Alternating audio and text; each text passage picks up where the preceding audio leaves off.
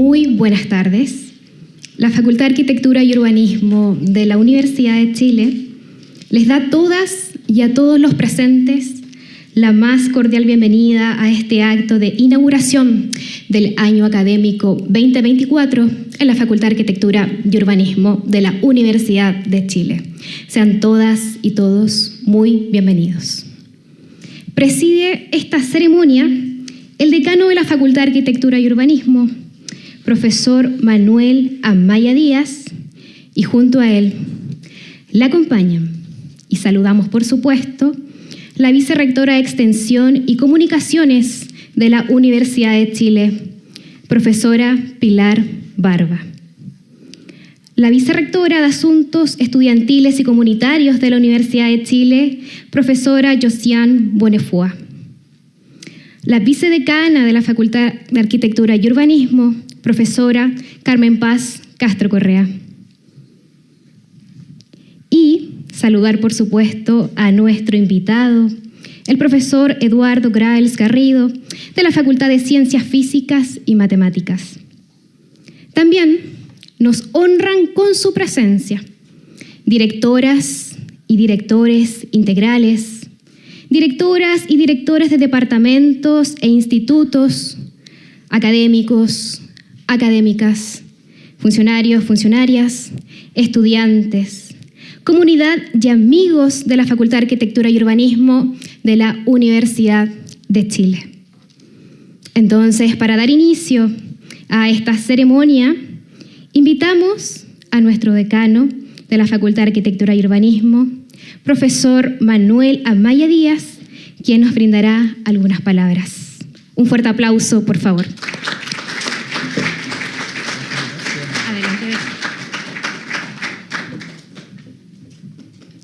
Bueno, primero, muchas gracias. Buenas tardes a todas y a todos por estar acá con nosotros acompañándonos. Me voy a hacer cargo de todos los vocativos para no repetirlos. En primer lugar, quisiera comenzar estas palabras dándole la bienvenida a todos los estudiantes de pregrado y posgrado que se han integrado este primer semestre a nuestra comunidad universitaria, a nuestra facultad. Y espero que en esta nueva etapa tengan un gran éxito, digamos, que es parte de su vida. Esta inauguración de un nuevo año académico encuentra a nuestra universidad en un contexto país particularmente especial y complejo. El inicio del 2024 estuvo marcado por la tragedia que afectó a miles de familias en la región de Valparaíso y que ha sido catalogado como el peor desastre de los últimos años, ya que, según cifras oficiales, afectó cerca de 8.000 hectáreas y que hoy exige la reconstrucción de alrededor de 5.700 viviendas, por lo que es una catástrofe de la cual no podemos estar indiferentes. Como Universidad de Chile, institución fundante de la República, estamos llamados a colaborar, poniendo a disposición del país nuestro saber y capacidades para colaborar con la reconstrucción y restauración de los ecosistemas que se vieron terriblemente afectados producto de esta tragedia. Acontecimientos como este, que lamentablemente impactan a nuestro país con una alta recurrencia, demuestran la relevancia de la capacidad de innovar como un valor fundamental, permitiendo lograr soluciones creativas que potencien el desarrollo de medidas de adaptación que se requieren con urgencia para lograr ciudades más sostenibles y seguras. Debemos, por tanto, ser capaces de innovar en la creación y difusión del conocimiento, así como en las metodologías de enseñanza que usamos a diario en el aula, aprovechando el máximo las transformaciones tecnológicas que actualmente tenemos disponibles, como son, por ejemplo, el Big Data y la inteligencia artificial. Estas nuevas herramientas entregan enormes oportunidades para construir respuestas más rápidas y especializadas, acorde, por supuesto, con lo que nuestras disciplinas y el país requieren. Para nuestra comunidad FAU, este es de igual modo un año especial. Primero porque celebramos 80 años desde su creación de nuestra facultad y conmemoramos además 175 años de la enseñanza de la arquitectura en Chile. Somos herederos de generaciones de académicos, estudiantes y funcionarios que han construido el acervo académico del que somos responsables el día de hoy. Recientemente fuimos honrados con el nombramiento de un tercer profesor emérito en la historia de nuestra facultad. Me refiero al profesor titular Alberto Montealegre Klenner, quien pertenece al grupo de maestros que encarna los valores de la Universidad de Chile.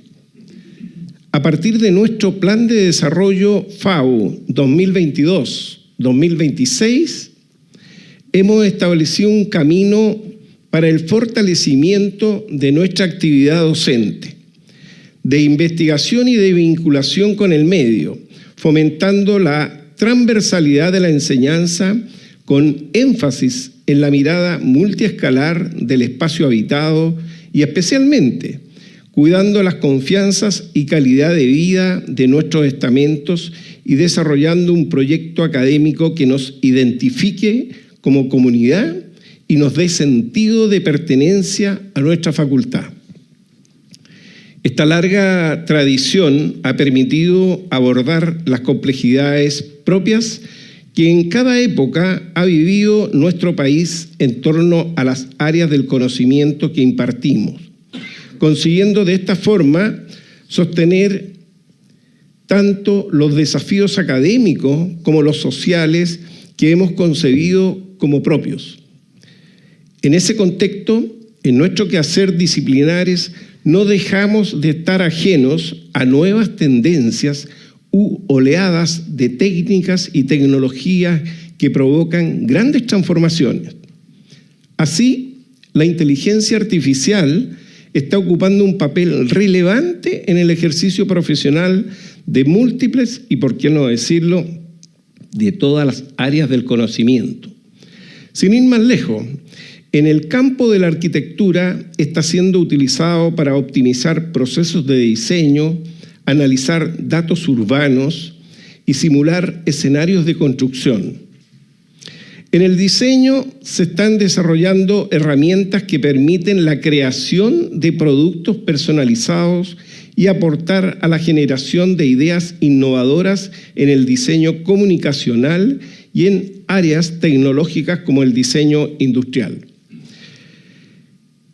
En geografía, la inteligencia artificial nos ayuda, por ejemplo, a procesar información geoespacial de manera más eficiente y precisa. Y en el urbanismo, básicamente mejorando la eficiencia de la sostenibilidad y calidad de vida en las ciudades.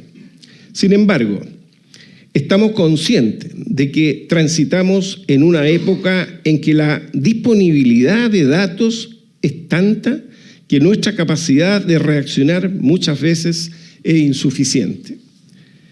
Como seguramente sabrán, la inteligencia artificial se funda en modelos matemáticos y lógicos para simular racionamientos que, en definitiva, generan información relevante para la toma de decisiones. Por esto nos preocupa que sea aplicada de forma ética y que sea entendida como una herramienta que en función del método sobre el cual se construye permita detectar sus sesgos y limitaciones. Diversos estudios ya han demostrado que dependiendo del tema de su aplicación, esta puede replicar sesgos raciales, sociales o sexistas. Hoy en día, muchas de las fake news son creadas gracias a software o plataformas que reproducen mensajes, imágenes o videos construidos artificialmente. Lo preocupante es que estas herramientas progresan a una velocidad rápida que cada vez se hace más difícil controlar y distinguir entre lo real y lo ficticio. Por estas razones, en este inicio de año académico, agradecemos la presencia del profesor Eduardo Graells Garrido, doctor en Tecnologías de la Comunicación e Información de la Universidad Pompeu Fabra de Barcelona, y académico de la Facultad de Ciencias Físicas y Matemáticas, quien abordará la manera en la que las ciudades toman forma a partir de los datos. Un tema latente en una era en la que nuestra capacidad de planificación y reacción no es tan rápida como la velocidad de los fenómenos que nos afectan, ni de los propios cambios tecnológicos, ambientales y sociales que ocurren. Inevitablemente, esto nos lleva a tener presente que todo nuevo paradigma permeará de forma importante los próximos y propios métodos de enseñanza. La capacidad de absorber el potencial de la inteligencia artificial sin que sus externalidades negativas impacten la formación de nuestros estudiantes es un desafío importante que como institución debemos afrontar. Sigue siendo lo relevante para nuestra facultad el contribuir a la formación de personas altamente calificadas, comprometidas socialmente y competentes en campos cada vez más multidisciplinarios. Esto ha sido nuestro norte los 80 años de vida de la facultad y con la misma misión sabremos encaminar los desafíos venideros, cultivando los valores que nos caracterizan, promoviendo la pluralidad de las visiones que confluyen en este espacio universitario y por sobre todo la libertad académica que caracteriza a la Universidad de Chile. Nuevamente les brindo un año académico exitoso y lleno de nuevos aprendizajes. A todas y a todos, muchas gracias.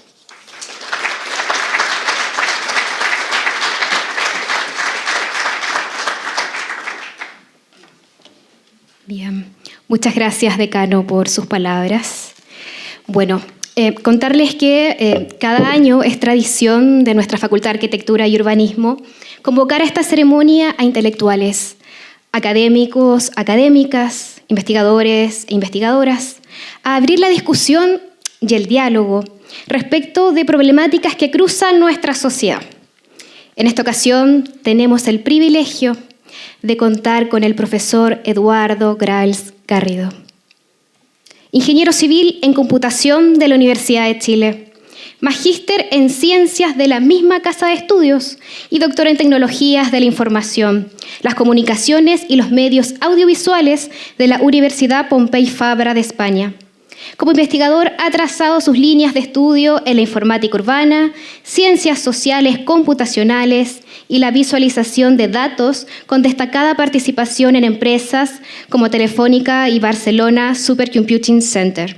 Invitamos entonces y tenemos el honor de invitar a este espacio al profesor Eduardo Graells Garrido para que nos presente su conferencia magistral denominada, como ustedes pueden ver, ¿Cómo darle forma a la ciudad con datos? Un aplauso para el profesor Eduardo.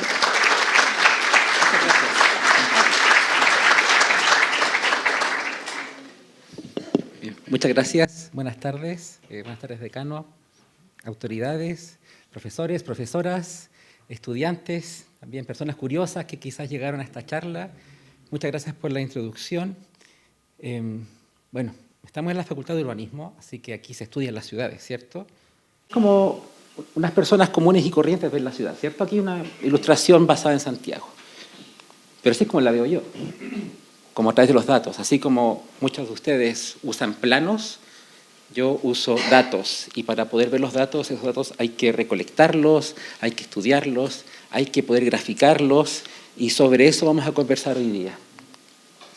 ¿Quién soy? Bueno, la verdad es que ya me presentaron, así que esta slide la puedo pasar muy rápido, pero sí quiero destacar el rol de la iniciativa de datos e inteligencia artificial de la Facultad de Ciencias Físicas y Matemáticas en permitir que se diera esta conversación.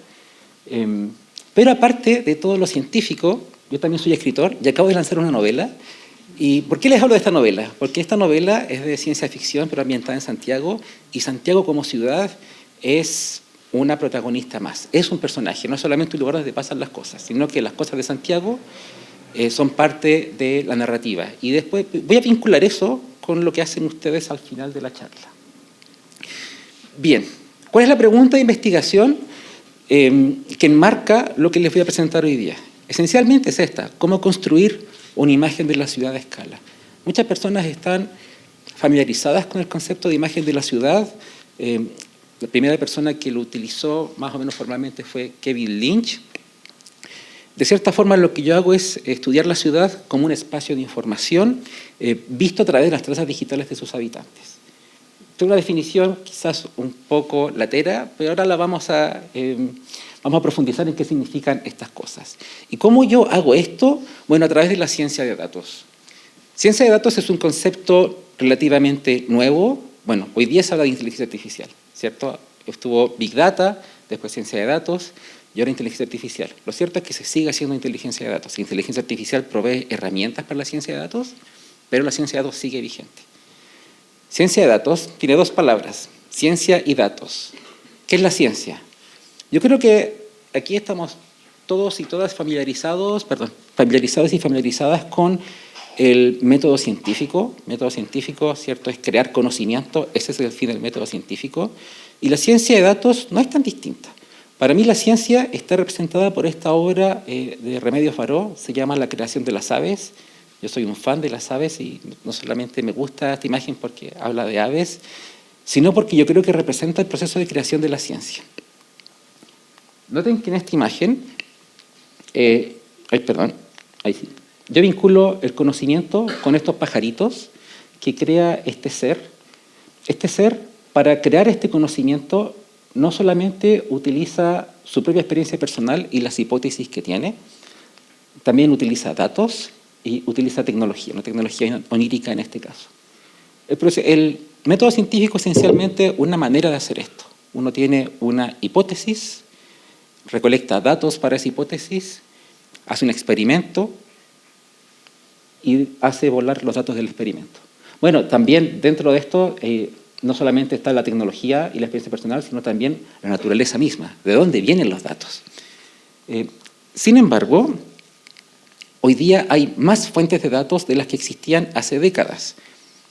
Tradicionalmente se trabaja con encuestas, ahora mismo se está recolectando un censo en Santiago, hay sensores, en esta imagen hay un sensor de bicicletas, creo que se está instalado en la Avenida Brasil. El sensor de bicicletas lo que hace es contar cuántas bicicletas pasan por ahí. No se fija cuánta gente la está usando, si es la misma bicicleta de ida y vuelta, simplemente cuenta. Es un sensor que te entrega ese dato y está súper bien. También hay GPS, entonces cuando ustedes usan Waze, se está usando el GPS del teléfono y dice el automóvil está aquí. O si tú vas, en realidad tú estás aquí, vas a tal dirección, tienes que moverte por tal lugar. Son fuentes de datos, algunas usan tecnología, otras no. El censo ya mezcla un poco tecnología, se puede llenar en línea si te visitaron en la casa y no estabas. Ahora ya no anota las respuestas en un papel, sino que en una especie de tablet, ¿cierto? Esos datos son tradicionales y los utilizan muchas disciplinas. De lo que vamos a hablar hoy día son de los datos no tradicionales, lo que yo llamo fuentes indirectas, y que son estas trazas digitales, son los registros que dejamos. A veces estos registros son un producto derivado de lo anterior o del uso de la tecnología.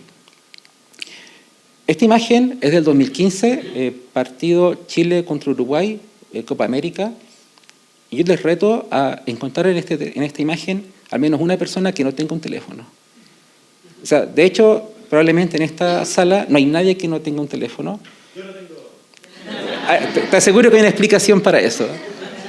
Entonces, es muy extraño encontrar a alguien, así que te felicito porque primera vez que alguien me dice eso. Ahora conozco 2 personas que no usan teléfono.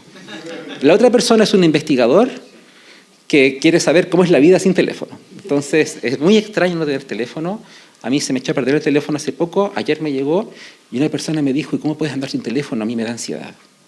O sea, ya es parte de la vida de las personas. De hecho, en esta imagen, la gente no está usando el teléfono para llamar. Esta imagen es del 2015.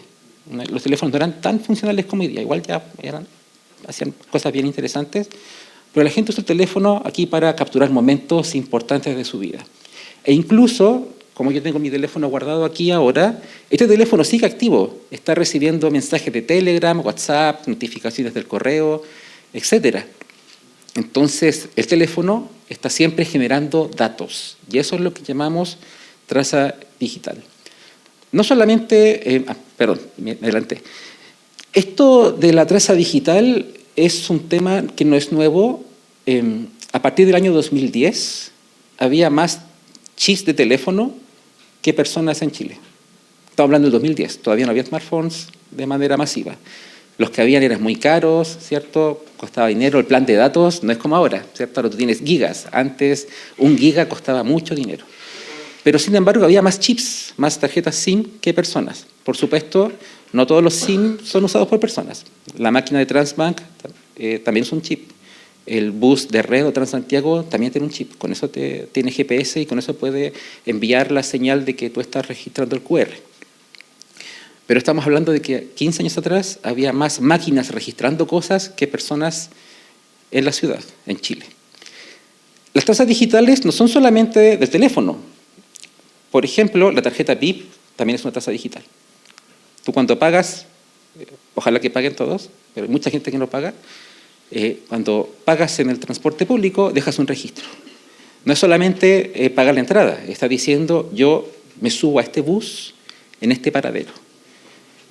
Ahora bien, como ustedes saben, cuando tú te bajas no haces pip, entonces no se puede usar directamente esa información para estudiar el transporte en la ciudad. Hay que aplicar algún tipo de analítica para eso.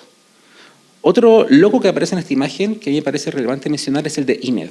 ¿Saben lo que es IMED? IMED es el sistema de poner la huella para comprar un bono. Cuando tú vas a una consulta del sistema privado de salud, cuando tú vas a una consulta, te dicen, bueno, ¿y su bono? Lo puede comprar aquí. ¿Y por qué lo puedes comprar ahí? Porque pueden validar tu identidad con la ISAPRE y con tu huella digital. Entonces, no es solamente un sistema que te dice, sí, eres tú, puedes comprar el bono, sino que en realidad estás diciendo, yo que vivo en tal lugar, vine a este otro lugar, a este centro de salud, a este hospital, por este motivo, porque el bono dice por qué vas. Entonces, la empresa IMED sabe cómo son tus viajes por salud, cada cuánto te mueves por salud, incluso si tu salud va empeorando o va mejorando, ojalá, porque tienen los motivos, no tienen el diagnóstico, pero si tú no tienes el diagnóstico, igual puedes saber cosas. Una persona que llama a la línea de apoyo suicida desde un puente no tiene para qué decirte el contenido de la llamada para que tú sepas qué es lo que está haciendo. Que ojalá no lo haga, ¿cierto? Entonces, estas trazas digitales existen. Es un poco terrorífico lo que se puede hacer con ellas, pero afortunadamente, aunque existan, la coordinación humana es tan difícil que igual es complicado que alguien las pueda tomar todas juntas para hacer análisis. Un ejemplo de qué cosas positivas se pueden hacer con esto es un proyecto que estamos haciendo ahora con Daniela Opitz, Jacqueline Regada, Matilde Rivas y Natalia Mesa, que es tomando los datos de transporte público, que los recolecta un sistema que se llama DATRAP y que analiza las tarjetas VIP y te dice dónde se sube, pero también dónde se baja la gente. Es decir, aplican un algoritmo, un modelo, que ahora llamamos inteligencia artificial, para determinar dónde se baja la gente. Como tú sabes dónde se sube y dónde se baja, puedes estudiar cosas. Y lo que nosotros estamos estudiando en este mapa es la diferencia del uso de transporte público entre el 2018, una semana de mayo de 2018 y una semana de mayo de 2019. ¿Qué pasó entre esas 2 semanas? Varias cosas. Se inauguró la línea 3 del metro. En Las Condes empezaron a funcionar los sistemas de scooters compartidas a través de una aplicación del teléfono. Entonces, este sistema que se utiliza para contar los viajes también se puede utilizar para medir el efecto que tiene en la ciudad. La línea 3 es esta, y noten que aquí las zonas que son rojas es donde sube el uso de transporte público, las zonas que son azules es donde baja. La verdad es que la tendencia al uso de transporte público está bajando en la ciudad. Pero eso es a nivel ciudad. Si tú lo ves a nivel local, hay lugares donde sube. ¿Y dónde sube? En las cercanías de metro. No sube solamente donde se inauguró una línea nueva, sino en todas las líneas de metro. Hay un efecto que alcanza a toda la ciudad, o al menos a toda la ciudad que tiene acceso al metro. Y eso no es evidente. Cuando se anunciaba la línea 3, se decía, la gente que vive en este sector, Independencia, Quilicura, va a llegar al centro en 30 minutos. Es un beneficio para esas personas, esos habitantes. Pero en realidad beneficia a toda la ciudad. Otro ejemplo relacionado con lo que dijo el decano al comienzo. Facebook, o ahora Meta, cuenta cuánta gente está conectada a su red y cuánta gente tiene habilitado el servicio de ubicación. Es decir, yo estoy aquí en tal lugar. Entonces, día a día, cuando hay distintos tipos de crisis en el planeta, ellos dicen, mira, aquí hay una crisis, cuando hay crisis hay desplazamiento humano, nosotros vamos a apoyar ese desplazamiento entregando datos, diciendo hacia dónde se fueron las personas que antes estaban aquí y ahora no están, en este caso por los incendios. Entonces, con Francisco Rowe tomamos esos datos, aquí los puntos negros es lo que dice los focos de incendios según la NASA, y estas celdas de acá te dicen si son azules, si se desplazó gente, y si son rojas, si llegó gente desplazada. Y esos datos estaban disponibles prácticamente en tiempo real. Es decir, el incendio empezó un día, al día siguiente tú ya podías construir estos mapas. Ahora bien, el dato está, Meta lo hace disponible a través de su iniciativa Meta for Social Good, pero el dato en sí mismo no sirve. Ellos lo publican en una página y la página está ahí. ¿Ustedes creen que alguien del MIMBU está pendiente de esa página? Claro que no, están ocupadas en otras cosas. Entonces, y aparte, si te descargan los datos, ¿qué haces con ellos? Generar una visualización así no es fácil. Tú tienes que controlar con datos censales, porque son datos de Facebook, tienen sesgo. Tienes que poder visualizarlo, tienes que poder crear una visualización que puedas entregarse a la gente del MIMBU. Nosotros se la entregamos. No tenemos claro todavía qué han hecho con ella, tenemos que hablar con ellos, pero son cosas que tú puedes hacer con estas trazas digitales. Y el último ejemplo, antes de pasar a un caso de estudio, en un proyecto con Matías Toro y Jocelyn Dunstan, estamos analizando los accidentes de trayecto que están registrados en la Mutual de Seguridad. La Mutual de Seguridad, a través de la Suceso, quería estudiar los factores de riesgo en un accidente. Entonces, por ejemplo, el factor de riesgo es el modo de transporte en el cual tú te transportas. Y aquí hay distintos mapas de calor de donde suceden los accidentes por modo de transporte, de trayecto. Y es interesante porque refleja cosas de la sociedad. Por ejemplo, ¿dónde hay más accidentes de colectivo? Bueno, justamente en el sur de Santiago, que es donde se usa colectivo. Pero, ¿dónde hay más accidentes de bicicleta? No es solamente donde hay más viajes en bicicleta, sino también donde hay una mejor infraestructura para bicicleta. Entonces, eso te dice que la infraestructura no es suficiente para la seguridad. Ahora bien, esto es un uso muy directo de los datos, para eso nos pidieron que lo usáramos. Pero hubo un uso indirecto, que empezamos a medir, como son datos de la Mutual de Seguridad, existe el registro de los días de reposo que le dan a las personas. Entonces, como este periodo de accidentes abarcaba 10 años, nos preguntamos, ¿y qué pasa con la ley de velocidad máxima urbana? Comenzó a regir en agosto de 2018 y ahora todavía está la discusión de si realmente benefició o no a la seguridad, ¿cierto?, a la ciudad. Hay gente que dice que no, hay gente que dice que sí, pero faltan argumentos para esa discusión. Y un argumento es, bueno, efectivamente es más segura la ciudad y resulta que el periodo, los días de reposo que te dan por accidentes, independiente del modo de transporte en el que tú andes, después de esa ley bajó. Bueno, por supuesto tiene un efecto pandemia, así que nosotros nos fijamos en estudiar justamente periodos similares en estas cercanías del inicio de la ley. En promedio hay 5 días menos de reposo, es decir, los accidentes son menos graves. Para cualquier persona, no solamente para quienes andan en auto. De hecho, muchos accidentados y accidentadas fueron atropelladas por un auto, etc. Entonces, si la ciudad va más lento, es más seguro para todos y todas, no solamente para quienes andan en auto. Bueno, entonces estos son ejemplos de cosas que tú puedes hacer con las trazas digitales, pero ¿cómo formalizamos cómo se hace? Y esto es muy parecido al método científico, pero no es igual. No es igual, porque el método científico, por supuesto, tú haces investigación, tú tienes datos, tienes hipótesis, pero la diferencia es que aquí los datos son el punto de partida. En el método científico tradicional, en la ciencia sin datos, en el nombre, porque la ciencia siempre ha utilizado datos, una vez que tú tienes tu hipótesis, recolectas los datos. ¿Por qué? Porque son los datos para tu experimento. Es caro recolectar datos, es difícil, entonces recolectas lo suficiente para tu experimento, etc.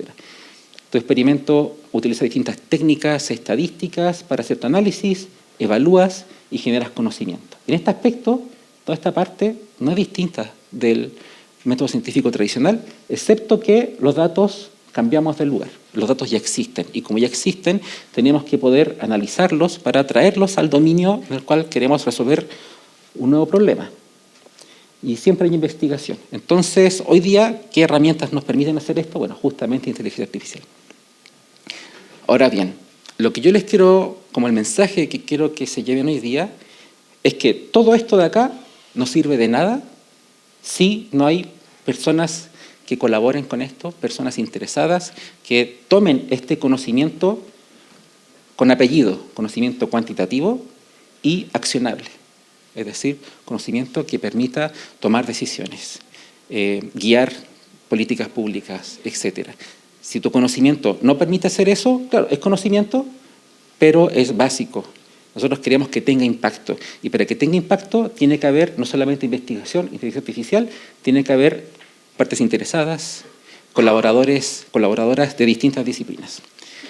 Para mostrarles eso y mostrarles todo este proceso completo, les voy a hablar de un caso de estudio. Es un proyecto de investigación que ya terminó. Como ven, duró muchos años. Fue un proyecto muy doloroso, pero al mismo tiempo muy formativo, porque ese proyecto fue el que nos permitió darnos cuenta de todo esto.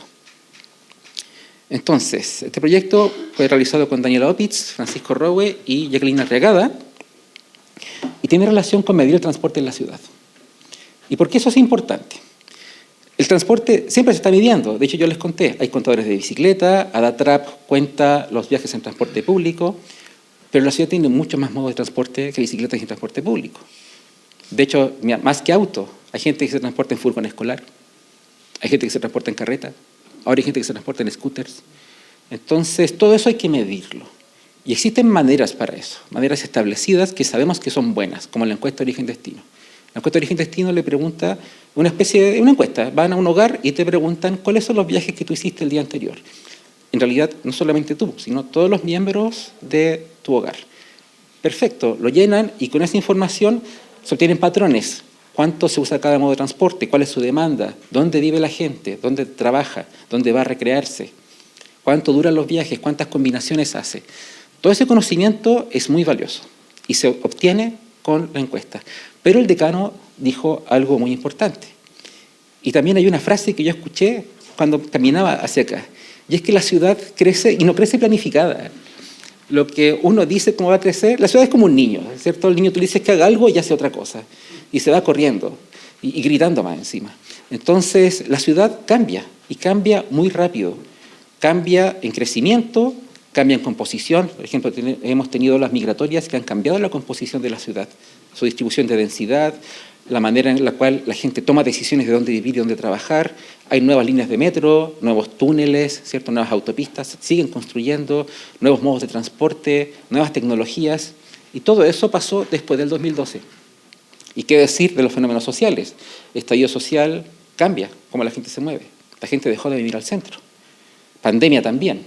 Pandemia trae temas como el trabajo remoto. Entonces hay gente que dejó de hacer sus viajes porque se queda trabajando en la casa. Y no solamente el viaje al trabajo, sino también el viaje que hacía desde su trabajo para distintas cosas, hacer trámites, comprar, comer alrededor del trabajo, etc. Entonces, ese crecimiento tenemos que poder medirlo de alguna manera. Y no lo podemos medir con la encuesta. La encuesta tomó 3 años en generar los datos. 1 año y medio de recolección y otro año y medio de digitalización, validación, etc. Entonces, hoy día estamos en una crisis en la ciudad por muchos factores. Si hacemos una encuesta ahora, no podemos tomar acciones hoy día. Entonces, el problema específico, porque ese problema es bastante grande, ¿cierto? El problema específico que vamos a resolver es medir cuál es la demanda de transporte. De cada modo de transporte en la ciudad, de los más usados en realidad, no de cada. Entonces, ¿Por qué es importante medirlo? Bueno, el transporte afecta nuestra calidad de vida. Sí, de hecho, está este mito, ¿cierto? Este día muy importante, que es el superlunes, y que hay amenazas de huelga para el superlunes, y se hacen muchos tacos el superlunes, ¿cierto? La gente gasta mucho tiempo. Es costoso una ciudad que no se mueva bien, ¿cierto? Costoso a nivel de dinero, costoso a nivel de calidad de vida, costoso a nivel mental también, de salud mental. Entonces es importante poder medir, porque si tú logras saber cuál es la demanda de transporte, puedes acomodar el tráfico, puedes acomodar la oferta de servicios de transporte público, etc. Es necesario medir. Puedes decidir dónde poner infraestructura nueva para bicicletas. Y para hacer eso utilizamos trazas digitales, los registros de telefonía. Yo les pregunté quién no tiene teléfono. Bueno, hay una persona aquí que no tenía, pero el resto sí tiene. Entonces podemos medir prácticamente al 99.9% de la gente, o al menos de los clientes de Telefónica, cómo se mueven. Y Telefónica nos dio un dataset, nos dio varios, pero el último con el que analizamos es del 2020, que tenía una semana justo la que contenía el superlunes. Y nosotros lo analizamos, son datos anonimizados, no nos dan datos personales, sabemos cómo se mueve un dispositivo, pero no quién lo tenía. Y esto fue justo antes de la pandemia, así que afortunadamente no hay un efecto pandemia en esto. Pero estos datos son masivos, son mucha gente, pero al mismo tiempo son difíciles de estudiar, porque no es GPS. Por ejemplo, un viaje de 3 etapas en Santiago, micro, bus, micro, tiene esta forma, pero los datos, una antena telefónica tiene un rango de cobertura y el teléfono se conecta a esta antena. Entonces lo que conocemos es cada 15 minutos en qué antena estaba esta persona.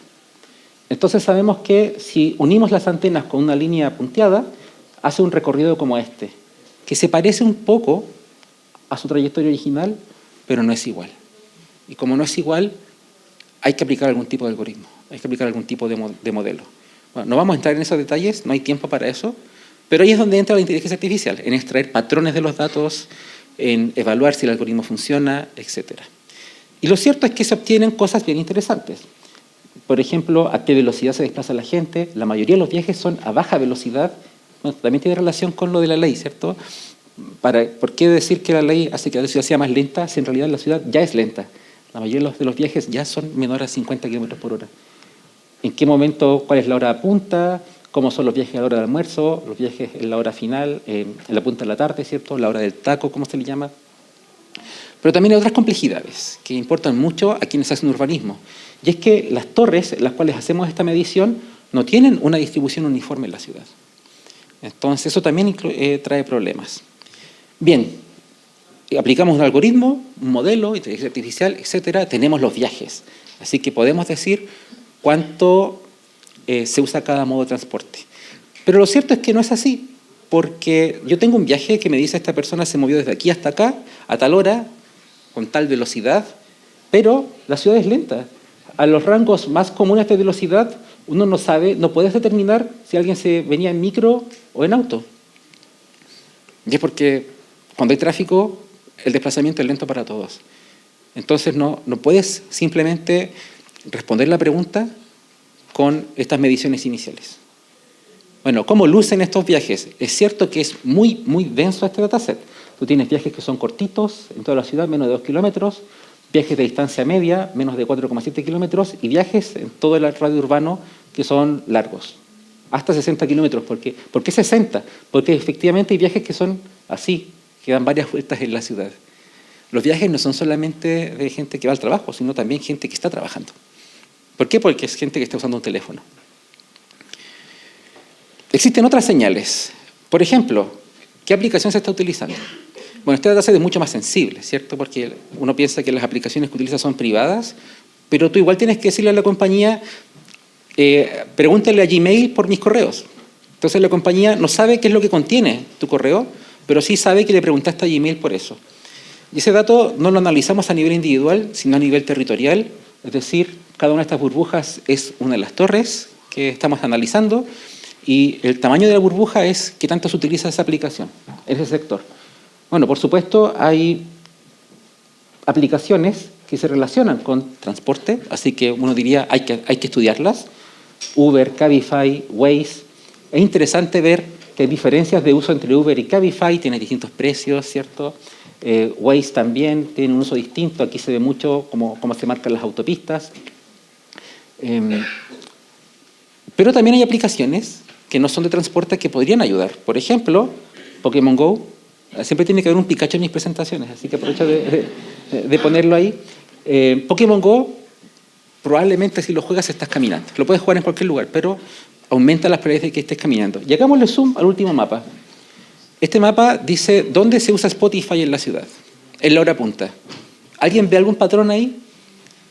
Hay una similitud muy grande entre dónde se usa Spotify y la red de metro. Y eso es porque cuando la gente viaja en metro, bueno, aparte de que puede estar muy lleno, ¿cierto?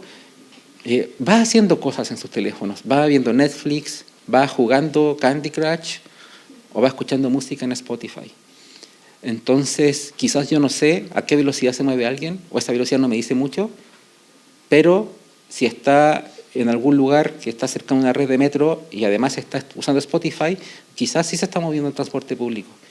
Entonces, la idea es tomar todas esas señales y convertirlas en conocimiento. Y en este caso ese conocimiento es cuánto se usa cada modo de transporte. Esa idea suena súper bien y la hicimos un modelo y nos daba esa respuesta. Pero como yo les dije, hay partes interesadas, colaboradores y colaboradoras de distintas disciplinas, de la disciplina donde se va a aplicar esto, y ellos nos decían, a través de distintas sesiones que hicimos de trabajo conjunto, no es solamente decirles, toma, aquí están los datos, ¿les crees? Porque de hecho, si haces eso, no te van a creer. Te van a decir, no, estos datos no. ¿Por qué? Porque están sesgados, etc. Pero hay que entender también que hay un rango de aceptabilidad dentro del sesgo. Hay que entender también qué es lo que evita que acepten los datos. Entonces, tiene que haber un trabajo conjunto, continuo. Y nosotros lo hacíamos a través de sesiones como esta, donde gente del metro, de la Secretaría de Transporte, jugaban con los datos, los usaban realmente. No simplemente les decíamos, toma, aquí está el resultado, sino que los hacíamos interactuar con prototipos sobre todo basados en visualización, súper interactivos, bueno, ya que aprovechamos esta tecnología, ¿cierto? Estas pantallas grandes, donde podían poner a prueba el sistema. No decir, no funciona, esto está malo, esto me gusta. Sabemos que si yo le pregunto a alguien por un sistema nuevo, probablemente le va a gustar. Yo no quiero saber si le gusta, yo quiero saber, ¿lo usarías para planificación? ¿Sí o no? No. Bueno, ¿qué le hace falta? Falta el sesgo, falta esta variable, hay cosas que yo sé de la ciudad que no estoy viendo aquí. ¿Por qué no las veo? Entonces, lo que nosotros aprendimos en toda esta interacción, por eso este proyecto fue largo, fue muy largo, de mucha interacción, mucho análisis, es que, bueno, los datos están sesgados, si están sesgados yo no los voy a utilizar, si yo no los utilizo, este sistema, claro, puede sacar un paper, pero no se va a adoptar. Si no lo adopto, no hay impacto. Y si no hay impacto, no hay ciencia de datos, fue un fracaso. Y yo no quiero fracasar, yo quiero aportar a la sociedad, quiero que la ciudad se viva mejor, quiero yo vivir mejor, y eso solamente lo puedo lograr con mi investigación teniendo impacto. Y para eso hay que colaborar. ¿A qué conclusión llegamos? Había que considerar muchos factores, no solamente el hecho de que la ciudad está sesgada, los datos están sesgados, sino que la ciudad es un ente vivo lleno de complejidades, lleno de redes de conceptos, y nosotros no podíamos simplemente decir cuánta gente se mueve de aquí hasta acá, entonces esta es la demanda del transporte. Teníamos que considerar lo que les comenté antes, la ola migratoria, ha cambiado la densidad poblacional y eso cambia la demanda de transporte. El teletrabajo, las proyecciones de población del INE, el aumento en el parque automotriz. Hay muchos más autos que antes.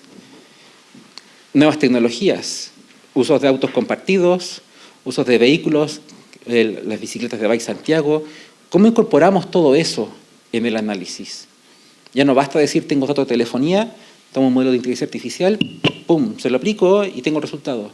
No bastaba con eso, teníamos que encontrar una manera quizás de poder integrar los datos, que sean como un todo y que haya un análisis holístico, que no solo me extraiga el conocimiento individual de cada dato, de cada dataset, sino un conocimiento integrado que emerja de esa integración, que no se pueda obtener si no se hace con esa integración. Afortunadamente, eso que suena tan ideal es posible de hacer porque hay representaciones de los datos que cumplen con ese requisito de integrar datos. Y en este caso, nosotros expresamos todo como matrices, o sea, como una tabla con números. Por ejemplo, con proyecciones de la población, cuánta población va a tener cada comuna en tal año y para distintos rangos etarios, cómo se distribuye el ingreso en las comunas. Es importante el ingreso porque está correlacionado con la elección de modos de transporte, las distintas antenas que tiene Telefónica, a cuáles antenas se conectan desde cada comuna. Es decir, muchas maneras de representar datos de múltiples fuentes como matrices. ¿Y cuáles son esas fuentes? Lo que aprendimos es que si partimos desde las fuentes oficiales, podemos hacer lo siguiente: hacer una estimación inicial de la demanda, un poco ingenua, pero se puede hacer una estimación inicial que actualizamos con lo que estamos observando ahora en la ciudad a través de trazas digitales, y con eso tenemos una solución actualizada, que parte desde datos oficiales y con observaciones lo actualizo, lo acomodo, ¿cierto? Lo optimizo y genero una estimación de la demanda. ¿Qué fuentes se pueden utilizar? Bueno, la misma encuesta de origen-destino, datos del INE. El INE tiene, por ejemplo, los permisos de circulación por comuna. Entonces, si tú sabes que en una comuna hay más permisos de circulación que en otra, probablemente aumentó el uso de transporte privado en esa comuna. Como datos de trazas digitales, los desplazamientos que les mostré de Telefónica, el uso de aplicaciones. La ciudad cambia también. Yo dije, hay nuevas líneas de metro, hay cambia el sentido de algunas calles, nuevas autopistas, y esos datos también están disponibles. Tú los puedes descargar desde OpenStreetMap. Entonces, a nivel de torre, hay observaciones. A nivel municipal y de ciudad, hay datos oficiales, con los cuales tú puedes tener una primera estimación. También hay datos oficiales que coinciden con el periodo de tiempo que se está analizando, que fue en este caso la encuesta CACEN. Y eso ayudó mucho porque la encuesta CACEN tenía preguntas sobre teletrabajo. Entonces, una comuna o un sector donde vive gente con profesiones que podían hacer teletrabajo, probablemente tiene menos viajes, va a seguir teniendo viajes, pero va a tener menos viajes de ciertos modos de transporte. ¿Y cuáles modos van a ser esos? Bueno, el modelo lo va a descubrir, o quizás una hipótesis puede ir desde afuera, etc. Y por supuesto, este resultado que entrega un modelo de inteligencia artificial tiene que ser validado. Solo porque un texto salga de ChatGPT, ese texto no es correcto, luce correcto, ¿cierto? Gramaticalmente perfecto, pero a veces inventa cosas. Y lo mismo puede pasar con este modelo. Entonces tenemos que validarlo. Y el Directorio de Transporte Público Metropolitano, a través de su sistema ADATRAP, que no lo utilizamos acá, pudimos decir, bueno, nuestro sistema predice tal demanda de modo de transporte, ¿qué tanto se parece nuestra demanda a la que predice ADATRAP? Ese proceso generó estos resultados. Bajó la demanda de transporte público 9% a nivel ciudad y a nivel comunal en las comunas que se ven azules. Las comunas que se ven grises son similares, como que no cambió, ni subió ni bajó, y la comuna que se ve naranja subió su uso de transporte público. Es muy triste este mapa, es muy triste porque se han hecho inversiones. Hay 2 líneas nuevas de metro y aún así a nivel ciudad y a nivel comunal bajó desde el 2002 al 2020. Transporte privado subió 10%. ¿Dónde? Bueno, hay comunas donde subió más y comunas donde se mantuvo. Por ejemplo, en Las Condes ya era alto el uso de transporte privado, no iba a subir más. Taxi subió 1% del total. Taxi incluye Uber. Entonces, claro, hay gente que utiliza Uber para ir al trabajo. ¿Dónde lo utilizó? Bueno, miren, aquí en el centro. Claro, un viaje en Uber te va a salir caro, entonces, si es un viaje corto, quizás sí. ¿Y en detrimento de qué? Bueno, de los viajes activos, es decir, a pie o en bicicleta. Es muy penoso que en los sectores que tengan la mejor infraestructura para caminar o para desplazarte en bicicleta, baje el transporte activo. La gente no está caminando. ¿Por qué? Bueno, hay muchos motivos, ¿cierto? Muchas explicaciones. Desde infraestructura, desde seguridad, etc. Entonces, a nivel ciudad, este es el panorama. No solamente estamos diciendo esta es la demanda total, sino también aquí subió un modo de transporte, aquí bajó el otro, esta es la demanda. Nosotros validamos esto con los datos que les comenté de Adatrap y el resultado fue muy bueno, fue súper positivo. Entonces, genial, sacamos un paper con eso, de hecho. Y ahí se acaba la ciencia. Ahí se acaba la ciencia. Pero la ciencia de datos requiere impacto. Entonces, ¿cómo podíamos nosotros asegurarnos de ese impacto? Haciendo dos cosas. La primera, había que demostrar que las trazas digitales eran útiles. O mejor dicho, había que encontrar si eran útiles. Y afortunadamente demostramos que sí. Nos dimos cuenta de que es posible predecir la demanda actual de transporte sin usar datos de telefonía, solamente con datos oficiales. Eso suena súper bien, ¿cierto? Porque significa que no hay que comprar datos, no hay que pedírselos a una empresa, no hay asuntos de privacidad. Pero hay un problema, ese modelo existe, pero no tienes cómo encontrarlo. Es como estar en un pantano con niebla y tú sabes que por ahí hay un tesoro, pero no tienes un mapa para llegar a él. En cambio, cuando utilizas trazas digitales, tienes un mapa, porque tienes una regla para elegir el modelo de inteligencia artificial que te va a servir. Entonces, fue importante poder decir eso. Por eso es necesario hacerlo. ¿Cuál fue el impacto de esto? ¿Cómo fue conocimiento cuantitativo? Ya les dije los números, 10% aquí, 1% acá. Pero ¿dónde está lo accionable? Justamente esto se utilizó al menos en dos ocasiones. La primera, se hizo una encuesta de origen-destino en Rancagua y Machalí. Era una encuesta híbrida, es decir, se hizo la manera tradicional, pero al mismo tiempo, durante un mes, se recolectaron trazas digitales para medir los viajes que la encuesta no podía ver. Y viceversa, las trazas digitales no lo ven todo. Hay cosas que solamente te entrega la encuesta. La encuesta no se va a reemplazar con estas trazas. La encuesta se va a complementar, la encuesta se va a actualizar, que eso fue lo que hicimos. Y también el gobierno regional de la región metropolitana, ustedes deben conocer su proyecto Nueva Alameda Providencia, quieren hacer una ciclovía que vaya por Pajaritos, ¿cierto? Alameda, Poquindo, una gran ciclovía en la ciudad. Y para poder estudiar eso y de hecho ver si tiene factibilidad, tienen que saber si la gente utilizaría ese sistema. La gente andaría en bicicleta con una mejor ciclovía en la Alameda. Se hicieron varios estudios. Por ejemplo, en la Alameda la gente no usa la bici, la ciclovía, prefiere andar por la calle, porque la ciclovía es bastante mala. Y hay otras peores en Santiago, ¿cierto? Simón Bolívar, por favor no vayan, es muy peligrosa. Entonces,